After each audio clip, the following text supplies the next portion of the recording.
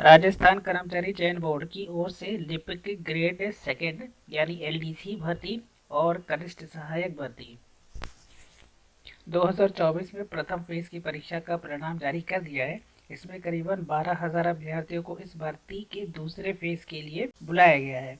अब दूसरे फेज में टाइपिंग टेस्ट होगा। यह टाइपिंग टेस्ट 21 से 24 जनवरी तक किया होगा। बोर्ड ने पहली बार परिणाम की घोषणा भी कर रखी है। टाइपिंग टेस्ट के बाद इस भर्ती का जो रिजल्ट होगा वो 10 मार्च को जारी किया जाएगा।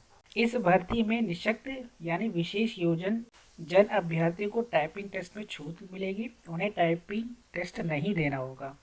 बोर्ड की ओर से 23 जुलाई 2019 को जारी आदेश के अनुसार समस्त विशेष योगजन अभ्यर्थियों को इस भर्ती के दूसरे फेज हिंदी और अंग्रेजी टंकण गति व दक्षता परीक्षण परीक्षा से मुक्त रखा जाएगा। उनके पहले फेज यानी जो एग्जाम हो चुका है उनके प्राप्त अंकों के आधार पर औसत अंक दिए जाएंगे। वहीं परिणाम जारी होने के बाद अब टाइपिंग टेस्ट के लिए सूचीबद्ध अभ्यर्थी अपनी तैयारी में जुट सकेंगे। उन्हें टाइपिंग टेस्ट की तैयारी के लिए करीबन 2 महीने का समय मिला है। ये भर्ती 4,197 पदों के लिए होगी। इसमें सचिवालय के लिए 584 है, आरपीएससी के 61 है, अधीनस्थ कार्यालय के 3,552 पद शामिल है।